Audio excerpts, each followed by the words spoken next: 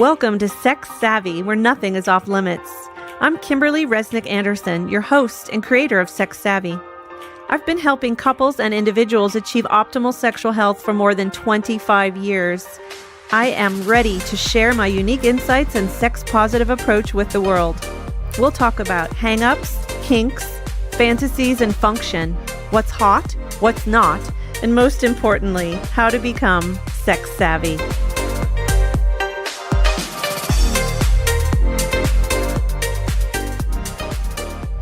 Hello, welcome to this week's episode of Sex Savvy. I'm your host, Kimberly Resnick-Anderson. Thanks for tuning in today. I really think you're going to enjoy my conversation with my friend and colleague, Dr. Hernando Chaves, who is a sex therapist and professor here in Los Angeles. Whenever I invite someone onto my podcast to interview them, it's because I admire their work, or I feel like we're like-minded, that they have some sort of progressive attitudes about sex or a sex-positive approach to share with the world.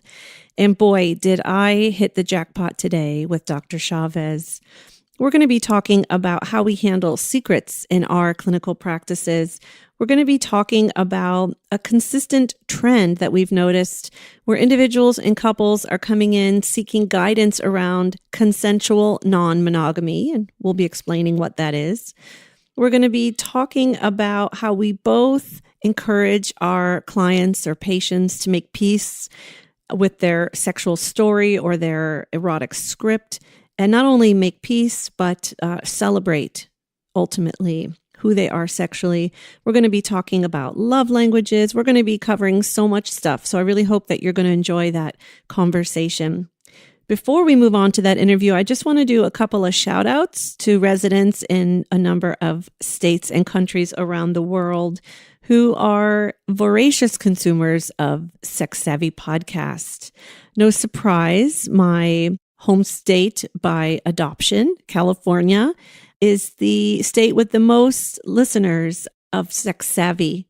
Texas, Lone Star State, thank you. You are enjoying Sex Savvy, and I appreciate the listens.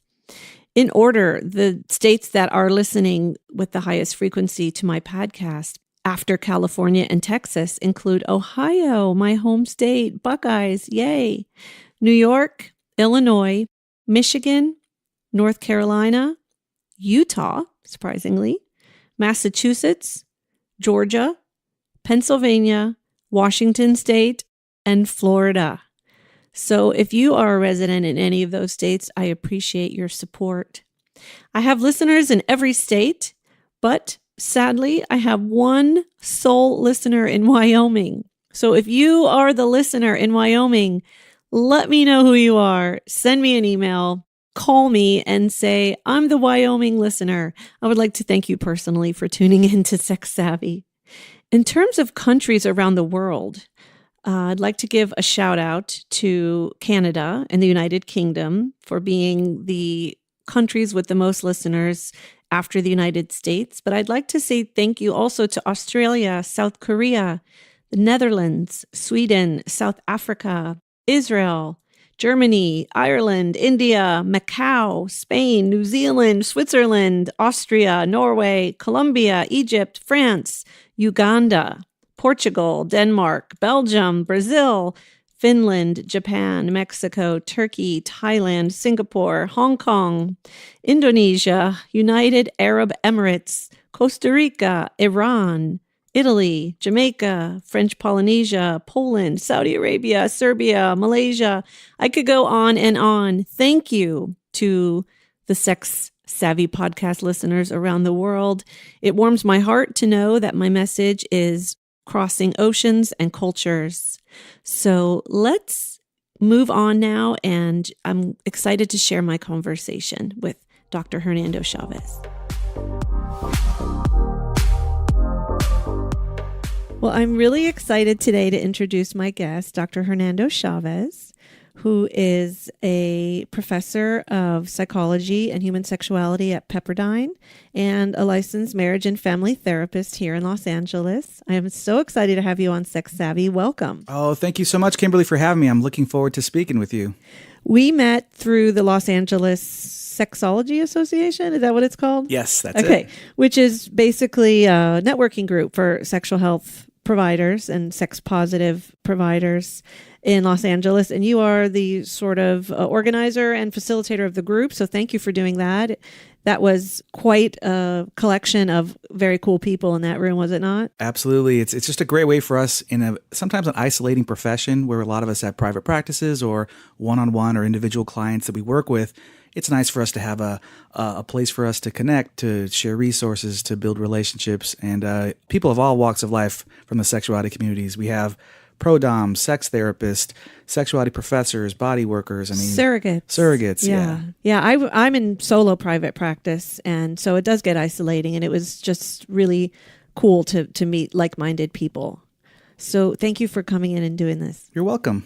Tell our listeners just about your general approach to sexuality with your clients. Sure. Working with my clients, I want to meet them where they're at. And I do emphasize more of a client-centered, person-centered type of therapy. But I also incorporate what I perceive as healthy, positive sexual health practices, which is being able to honor who you are, what you're interested in, who you're attracted to, what you're attracted to, in a way that's non-shaming, non-pathologizing, that brings out more of the authentic self in a non-coercive and a consensual and a non-harmful way for yourself and for the people around you in the world that you live in, that many times we hide and we suppress and we are filled with guilt and shame around who we are as sexual beings.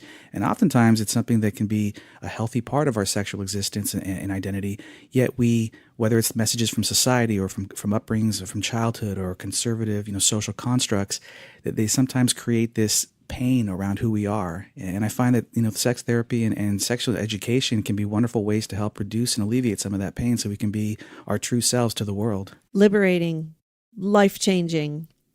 Some of the conversations I have in this room, we're sitting in my office right now, gives people permission to make peace with the reality of what turns them on. And they've never been able to speak about it out loud without experiencing some kind of backlash, and to be encouraged not only to make peace with that, but to celebrate it and own it is just mind-blowing for some people. I think for a lot of people come into therapy or reading their first book around, the area that they want to explore, this coming out process, if you will, it's sort of like them taking that first step of expressing to the world of whether it's coming out, whether it's self-awareness, self-acceptance. I mean, these things are incredibly important for us to be who we are in this world. Such a huge part of our identity that often are secret. And we know what happens when we hold secrets for a long time. They start festering and eating us up inside. And that's what I'm hoping that more people will go down the road of embarking on self-awareness, self-acceptance, that idea of acceptance and commitment that a lot of us incorporate into our work. Let's talk about secrets for a minute, if that's okay. Sure. I work with a lot of couples, and sometimes during an individual session, which I do with each partner to take a sexual history and a family history, they'll disclose something that is clearly a secret. And I talk with them about the pros and cons of keeping the secret. And I am a strong advocate of truth, even if it's going to be painful. And so I'm always encouraging people to share what they can, if not the whole enchilada. And they look at me like I'm crazy. Like, why on earth would I tell my boyfriend that I'm sleeping with other men? Like, there's nothing good that could come from that. But after exploring that and sort of sleeping on it for a while, she agreed to do it and told him.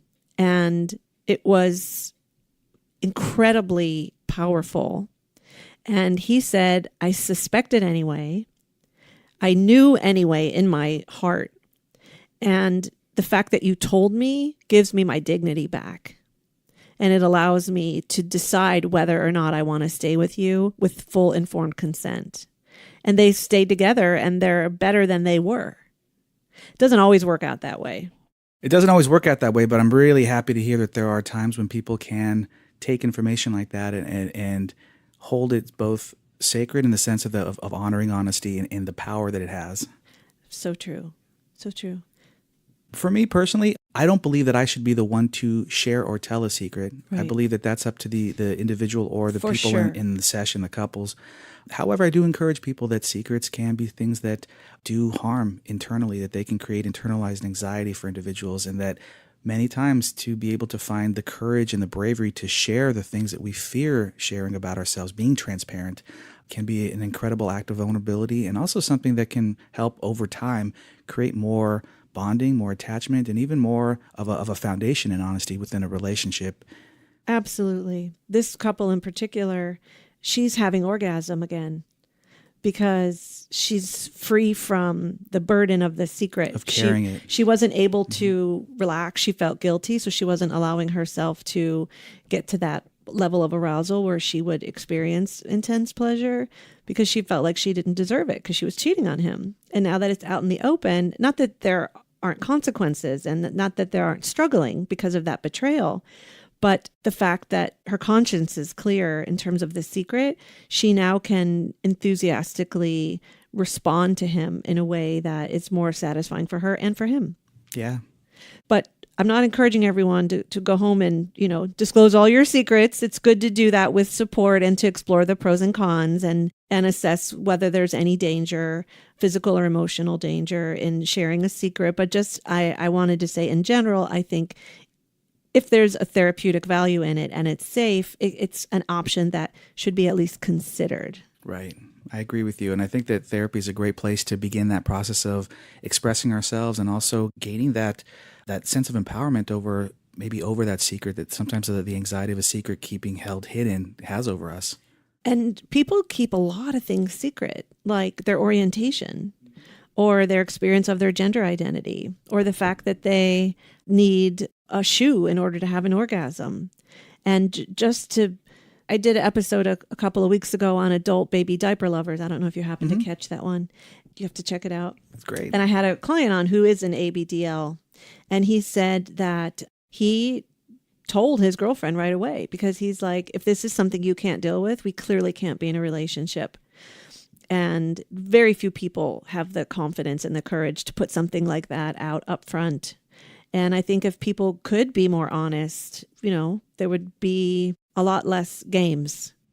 And I think that it could also save not only the people that were beginning to date, but also the individual themselves, the potential heartache, the potential sort of ups and downs, the rejections, the pain that goes along with putting ourselves out there. That, I've encountered a number of individuals who utilize elevator speeches when it comes to practicing the way that they're going to share intimate parts of themselves. So true. Whether it's sharing that they have an STI or sharing that they have a fetish, or expressing some parts of themselves, their sexual fluidity.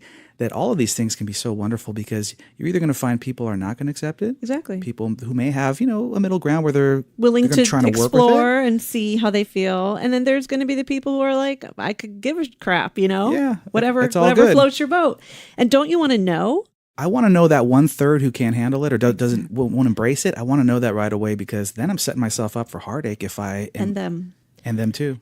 Or you make a commitment and keep it secret for 10 years and live with that. And then ultimately there's some kind of discovery and the level of betrayal is 100 times worse. Yeah, that's where I find a lot of people, they may have inclinations or some sense of understanding early on, but then they get into relationships or marriages, they have children, and then they realize, wow, this is who I really am internally. This is a part of my sexual identity, but I've already made a commitment and I hadn't shared this with them early on. Right. So there's this fear of changing the commitment, if you will, or changing sort of the variables associated with our commitment. And that can be really scary for people because what if they leave us? What if they reject us? What if that doesn't work out in our favor? And I think that's where a lot of the fear and insecurity and the challenges with finding that bravery and that courage come from. For sure. I got an inquiry for a new patient just yesterday. He said that his wife was accepting of his homosexuality outside of the marriage for 3 years and then announced recently that she's no longer okay with it. And that's her choice. Mm-hmm. But now he has to decide what that means to him. His wife has every right to say, I'm no longer comfortable with this. And he has every right to feel like she reneged because she did. So how they're coming in to kind of negotiate what this means. And if it's no longer okay with her, does that mean that he is going to leave the relationship, or does he stay in the relationship and he's monogamous? Right? There's no right or wrong answers. That's what I'm always telling people. We negotiate our own unique contract. And I always want to encourage people to realize that in relationships, it's a constant dynamic evolution. It is going to be changing, whether it's your relationship configuration, your orientation, your sexual interest, your identity. Motivation to give blowjobs. Yes. Right? You know, many times I hear men say, well, you were great. You know, you gave great blowjobs until we got married and now you won't do it anymore. Well, I try to explain there's not a strategic, malicious, I'm going to misrepresent myself as a enthusiastic blowjob giver and then I'm going to rip it away from him as soon as we get married. There is a authentic, strong motive to please our partner, especially to cement a relationship. And it's not a bait and switch per se. There's no evil plan, right, to trick someone, but we gain and lose motivation to do certain things at different stages based on so many variables. But a lot of, especially the men that I see, feel duped. They feel tricked, like you misrepresented what you're willing to do.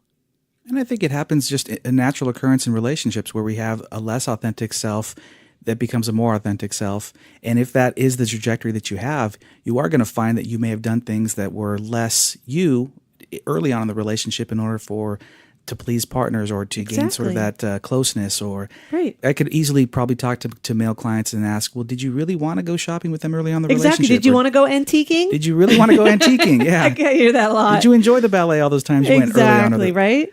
And if they did that stuff, but they did it because it was early on, but then they now don't, enjoy it as much and they're more vocal about it. Well, isn't that kind of what people do? That is the part of the evolution process that we're talking about, that we have to learn to acknowledge, talk about, even accept, but also come to some sort of middle ground in order for our relationships to truly survive and even thrive. So true. So true. Tell me more about the kinds of issues that people seek your guidance for. So in my practice, I see a split, about a 50-50 split, with traditional sexual concerns around desire, around erection, around libido, around early ejaculation or delayed ejaculation. I tend to see more male clients individually. Me too, actually. And I just assume that it's more because males may want to talk with males and maybe females may want to seek out a female sex therapist for a certain female And the men I treat say they only would want to talk to a woman. Isn't that interesting? Funny? Yeah. Who knows? When I sought out a therapist, I personally wanted a female therapist because I just feel I can open up and I feel like more intimate with females, and many of my best friends are females. So that was my comfort zone. But I'm glad to hear that there's people for everybody, and men are seeking out who fits right for them. Right. Some men say they'd be humiliated to speak in front of another man about their lack of sexual prowess, but with a woman, they feel like it's okay.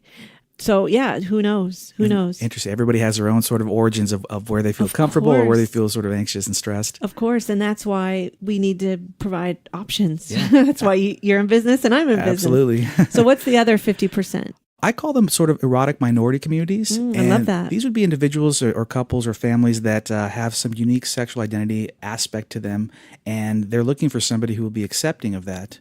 So it could be folks who are in the kink community, folks who are in the fetish community, folks who are in the non-monogamy community, folks who are in the LGBTQ community.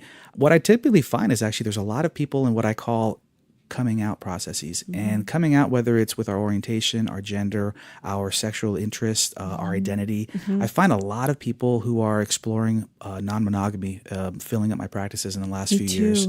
I find that I'm seeing also a distinction between there's a monogamous individual and a open non-monogamous. So negotiation between the two, right? It's rare, at least probably because they're not coming to us because it's easier for them.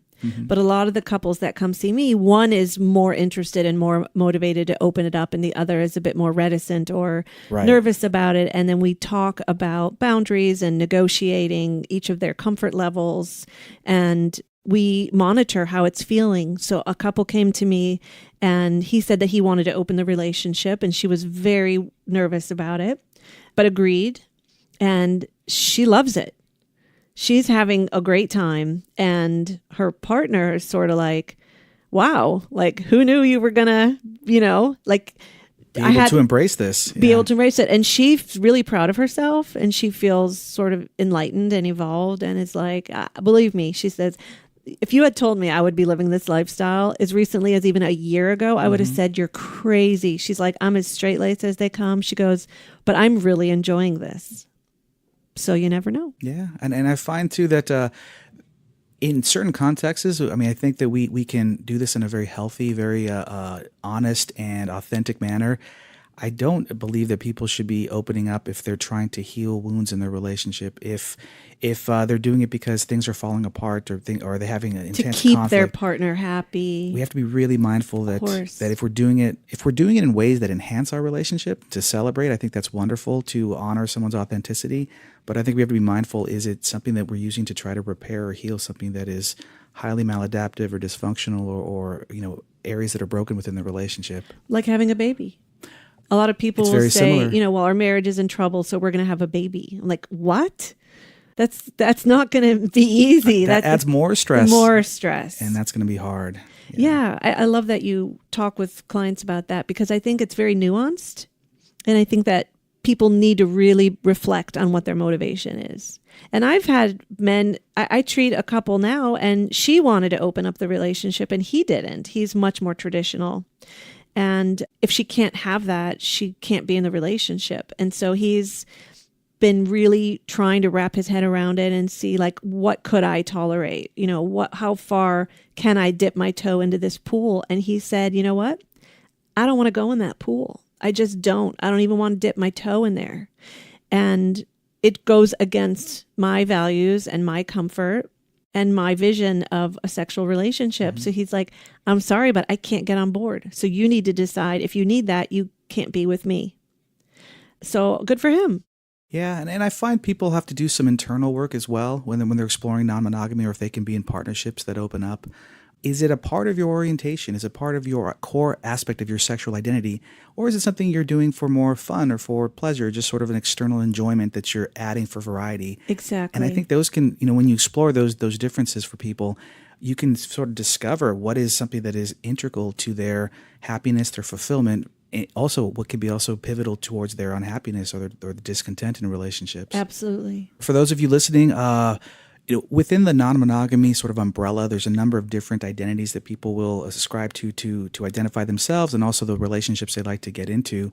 And the language is important, because then we can also find people that have a similar perspective or a similar desire. So a swinger may not be necessarily on the same page as a polyamorous person. However, for someone observing them from afar, it may appear that they have some similarities. Absolutely. And they may actually not be compatible. It's very nuanced. And if you don't know the vocabulary, that's why I thought it would be helpful for you to go over that. Yeah. So the polyamorous individual, if you split up that word poly and amorous, it's really about poly meaning multiple or many, and amorous meaning love or emotionality. So it's individuals who enjoy and thrive and desire having multiple partnerships with emotionality, love, and deepened relationships within their relational configurations. And there's going to be a great number of different varieties of how people express and do their poly. There's polyamorous individuals who enjoy hierarchical sort of experiences where they have primary and secondary and tertiary partners. There are individuals who like relationship anarchy, where they have sort of a minimal and limited sort of set rules, and they allow people to explore and express themselves in various ways without the restrictions of, let's say, their partners and limits and rules within their relationship. And some people have non-hierarchical polyamory, which is they don't have a view of having partners in sort of a one up or one down or more important or less important sort of perspective. So within poly communities, even those who identify as poly may have differences within how they express their polyamory and how they enjoy and want to live their life. So it's important, even within those communities, to also understand the nuances and differences of how we want to live our lives. So true, and not generalize. How couple A experiences polyamory is not how couple B experiences polyamory. In the same way that heterosexual couple A doesn't experience sex in the same way that heterosexual couple B does. Mm-hmm. So yeah, I hate painting with such broad strokes. Right.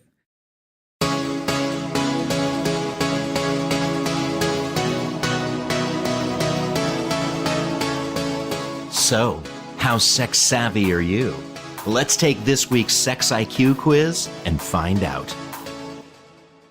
Okay, it's time now for this week's Sex IQ quiz. Today we're going to be talking about neurochemicals in the brain associated with sex and love.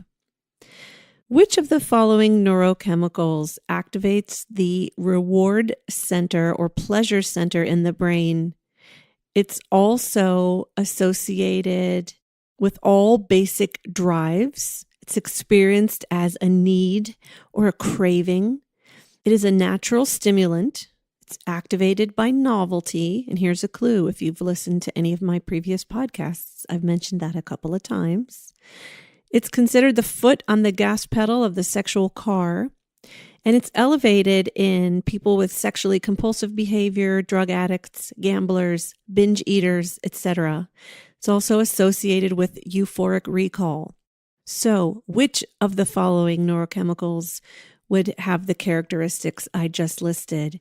Is it A, dopamine, B, serotonin, C, oxytocin, or D, adrenaline?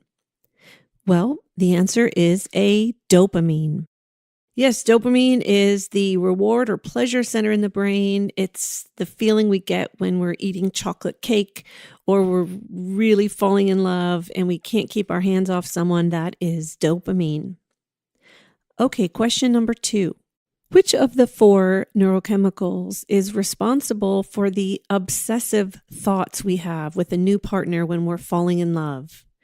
This neurochemical causes feelings of losing our focus, feeling crazy, being distracted by the new relationship, and all consumed in that you may not be able to sleep or feel hungry. Which of the 4 following neurochemicals meet that description? Is it A, dopamine, B, serotonin, C, oxytocin, or D, adrenaline? The answer is B, serotonin. Serotonin is responsible for having obsessive thoughts, not necessarily just around falling in love and sex, but any sort of obsessive thought. And one of the reasons we prescribe selective serotonin reuptake inhibitors, or SSRIs, the most common class of antidepressants, is because it reduces obsessive and intrusive thoughts that may be bothersome or burdensome. The obsessive thoughts associated with falling in love and sex are often welcome and enjoyable, but for people who struggle with intrusive thoughts that are disturbing or violent, we want to reduce the level of serotonin that is in the brain.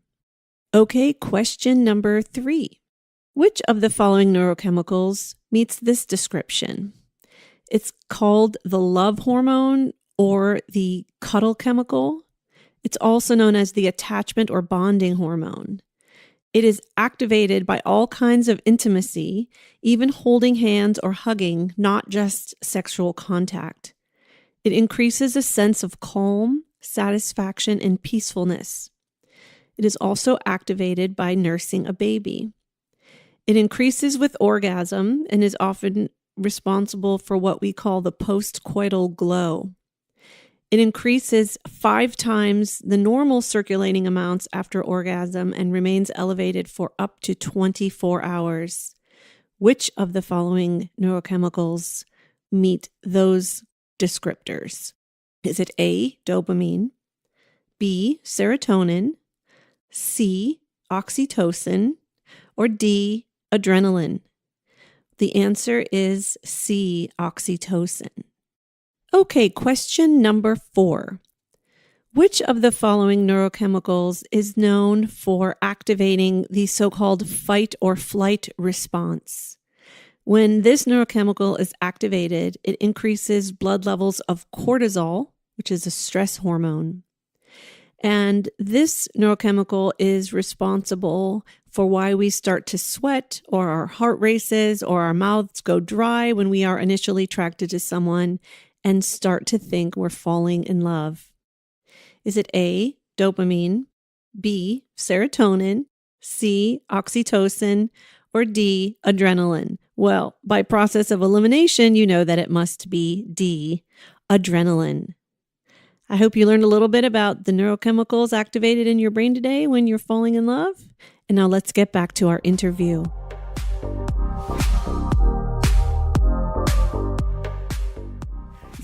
One of the things I think is most valuable for people to do, even if they're well-versed in their lifestyle and identity, and even if they're brand new and coming out, is to explore more self-help, more reading, more books, more podcasts.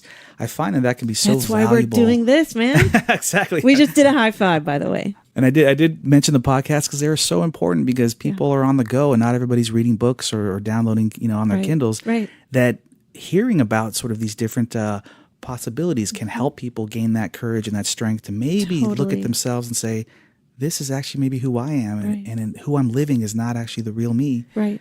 I love books like Sex at Dawn, or I love that book. More Than Two, or Opening Up, or Ethical Slut. These are sort of my 4 books that I go to for people to begin that process of self-awareness, because especially a book like Opening Up by Tristan Taormino, each chapter sort of goes over different types of non-monogamy. Mm-hmm. And I think one of the chapters later towards the book has a focus on non-monogamous and monogamous individuals in a relationship. Mm-hmm. There's a chapter on different types of non-monogamy. And I just find that it's so helpful for people to read it, and then sort of like they gravitate towards certain identities. And that's a beginning, that process of self-exploration. So true. Because it's different for everyone. Mm-hmm. There's no one way of doing it. And that's why I say everyone has their own contract. Mm-hmm. And when couples come to me for guidance, I'll say, we're going to talk about what works for you guys and what your goals are.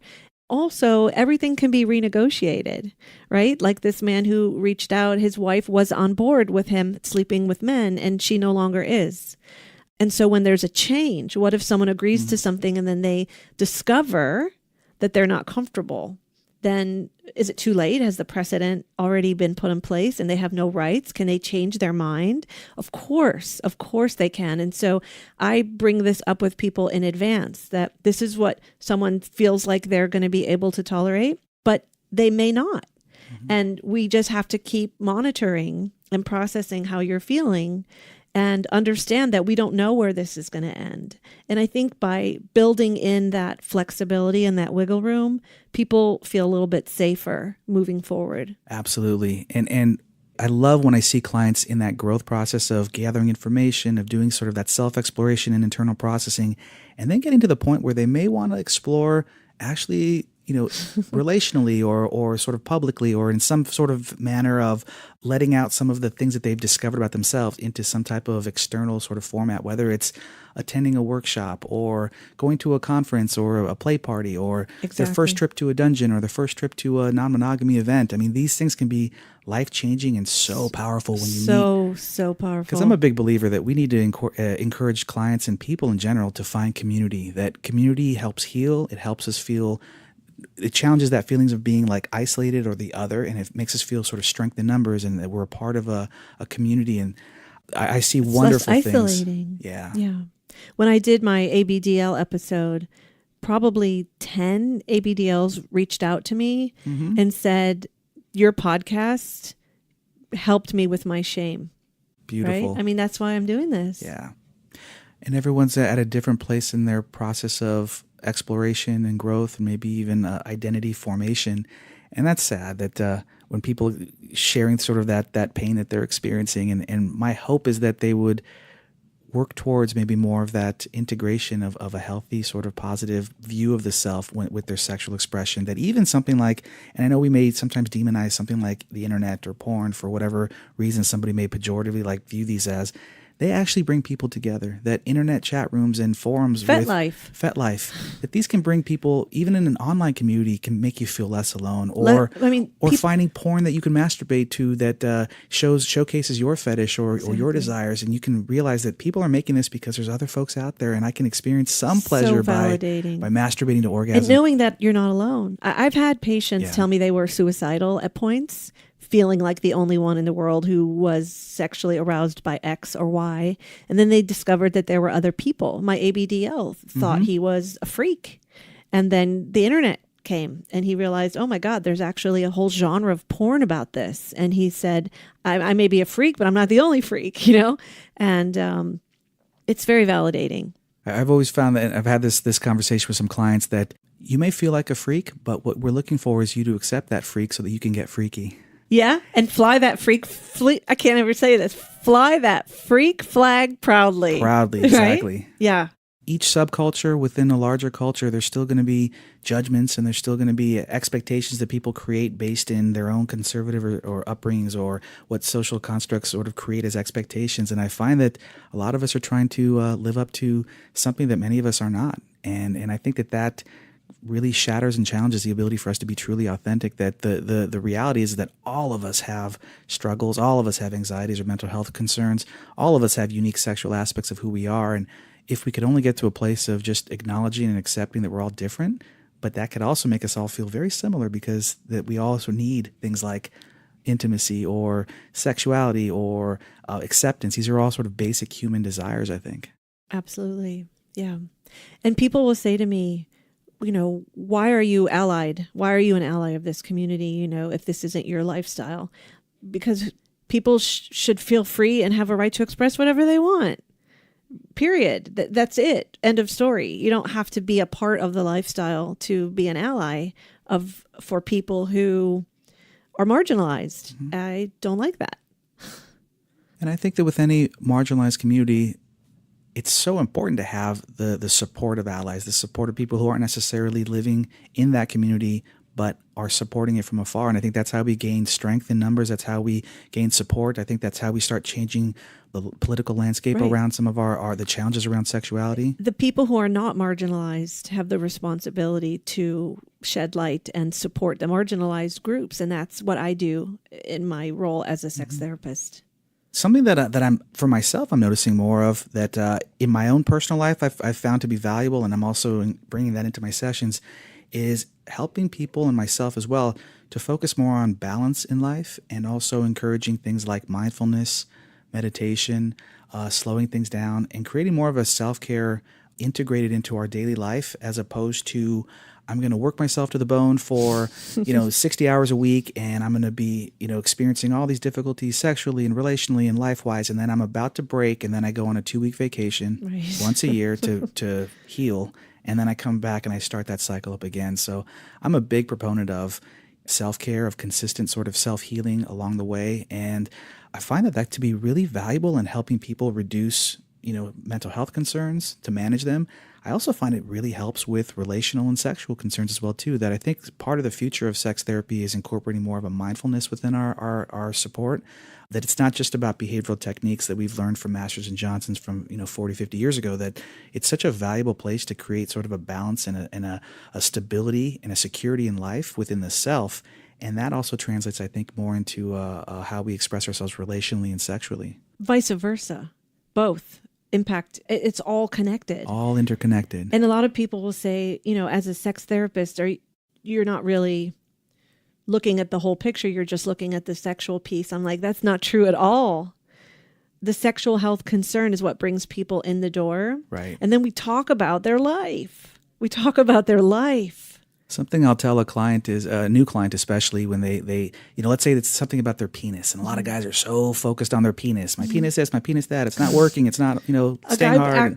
Someone actually brought a ruler recently to my office. A lot of focus. I mean, it's a lot of obsession. You could tell there's a lot of pain in there. Yeah. And I'm sorry. Go ahead. Part of what I'll share with them is, and I'll say something like, your penis is telling us something. Yes, I say that all the time. Your penis is like the thermometer that's taking the temperature of your relationship or your life. And we've got to get to the things in your life and in the relationship that are affecting your penis. Your penis has your back. Your penis is trying to tell you something, and you need to be curious and reframe it as, as a favor, right? Your penis is doing you a solid. That's what I say. And guys laugh all the time. Well, I think we're doing them a disservice if every session is like, let's talk about your penis. Tell me about your penis. What about your penis today? How was your penis last week? I think that would be... I know, right? And it doesn't reinforce these unhelpful notions that performance is the most important thing. Yeah. So I think that's so true. And their mind is blown when they realize you can be an incredible lover and your penis doesn't even have to come outside of your boxers. Exactly. I say that. That you can be an incredible relational being. I say you have a mouth, you have hands, you have toys, you have your imagination and creativity and playfulness. And seriously, it doesn't even need to come out of your boxer shorts. If your erect penis is what makes a relationship, then partners don't need us because they can purchase one that can be erect and hard and vibrate and do funky things that we could never do anyway. With artificial intelligence. So it's not about that. That there's much more to, for example, when I have clients, let's say males who are threatened by sex toys, and I think sex toys are wonderful. I think that they're an incredible. A lot of guys are jealous of vibrators. Well, I challenge them on that. So you're jealous or insecure about some type of technology being brought into the room that's enhancing the pleasure and making your life better and wonderful. And your partner satisfied? And they say, yeah. And I said, well, then why are you using that smartphone? And why do you allow yourself and your partner to use a car? Because these are all technologies that are making our life better and enhancing our world as well, too. Yeah. Why are you just singling out this vibrator or this WeVibe? And how does that work out? Well, then they start getting stumped and we start getting this sort of cognitive chess match, if you will, of going back and forth. But what we're really doing is trying to challenge their cognitions around this is a threat. And I want to get them to a place of saying this is actually an asset. This is an ally that when your partner goes and has lunch with their friends and starts talking about how great sex is and how the relationship's improving and how they're having orgasms now, they're not giving credit to their vibrator. They're giving credit to their relationship, that you'll be a part of that. And then you're now playing towards the male ego. And all of a sudden they're like, I could be a better lover. I could be a part of that conversation. And I just find that we have to embrace things like sex toys and eroticism and maybe stepping outside of the box. I think that can be such a wonderful thing for our relationships. And novelty, right? Novelty activates dopamine. So when you do something new or engage in have sex in an unfamiliar place or put a wig on or role play, these things, fantasy is underappreciated, right? Esther Perel calls fantasy a poor man's bread, but she's saying, no, let's take advantage of our imaginations and our creativity, and sky's the limit. Yeah, absolutely. That's some of my favorite. I like to also encourage clients to do experimental homework assignments, if you will. And here in Los Angeles, we have a place called the Pleasure Chest, which is this wonderful sex toy and novelty shop. And I'll encourage couples to go together. When you're ready, I want you to embark on going there. I want you to stay in there for a half an hour, and I want you to ask one of the employees 3 questions about your pleasure that you want to have with your partner present. And it's so interesting how they come back with, I was so nervous and scared and I felt uncomfortable, and then I asked a question and the person gave me some answers, and then all of a sudden we dialogued about it and yada, yada, yada, and all of a sudden they walked out of there buying 2 or 3 toys. Yes. And then they're enjoying these toys with them. And I've always told clients too, you can spend $100 on dinner and 2 tickets to the movies, or you can spend $100 on a sex toy, but I guarantee you that sex toy is going to last you a lot longer than that dinner and that movie. And also the self-awareness of knowing what feels pleasurable for us, the type of technique, the type of stimulation, the areas of our body, the erogenous zones, the secondary erogenous zones, that a lot of times if we don't have that individual awareness and understanding of ourselves, maybe through masturbation or through our own previous sexual experiences, and then communicating that to our partner, I think that's also a challenge that people experience. I just had a couple recently where she was trying to share with her male partner what feels good in her vulva area. And she was just saying, down there, just, he's down there. And when he does, kind of just and it was so unclear, and he was very unclear. He's he's the type of male that has a notepad, and he's writing down every technique and just really appreciate down that. There, though. That's like speaking Greek. Right. And so in the moment, I just drew a picture of a vulva, really quickly while I was taking my notes, and I shared it with her, and I said, can you please show where on your vulva and also in what ways you like it stimulated, whether it's with your fingers or with your mouth or with, and it was really challenging for her to face this, but she actually had more of a vocabulary tactilely with her fingers and hands and showcasing it than it was verbally. And everyone has their own comfort. Do you see my anatomically correct vulva puppet over there? That gets a lot of use in here. It does. Yeah, I'm going to have to put a picture of it.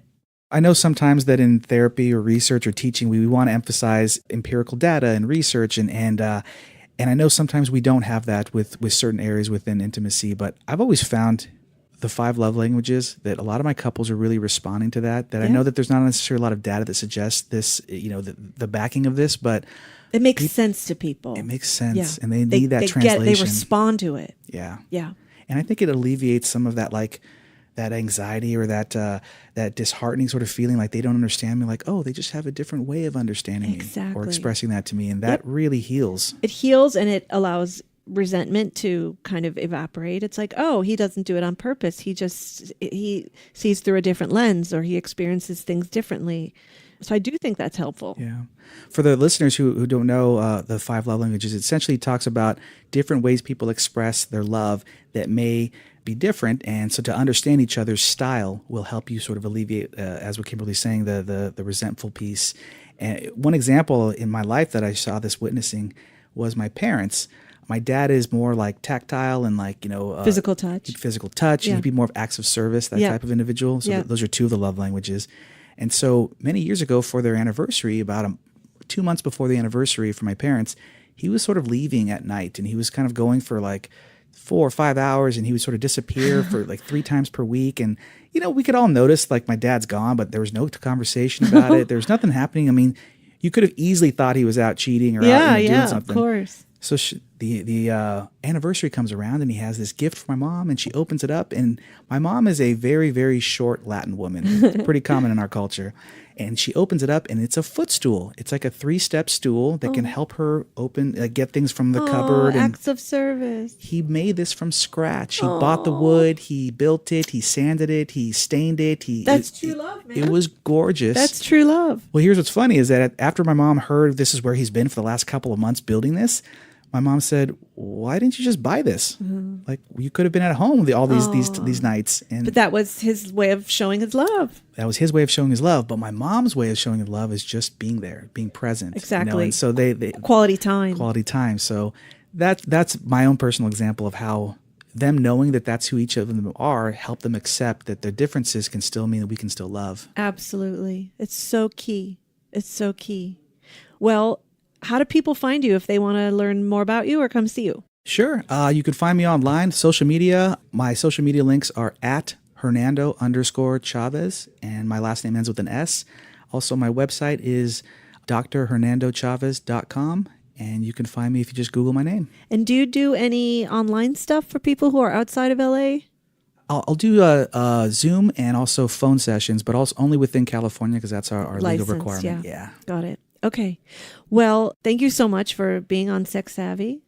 Thank you for having me, and I think it's a wonderful space for people to, explore their authenticity, and I'm hoping that people got a lot out of our discussion and maybe are exploring more about themselves. I'm sure that they did. Thank you. Thanks so much, Kimberly. You've been listening to Sex Savvy. If you find value in this podcast, please like, follow, share, comment, or review on your favorite podcast app. Your participation helps keep Sex Savvy free and available to all who are interested. Kimberly and the entire Sex Savvy team appreciate your loyalty and support.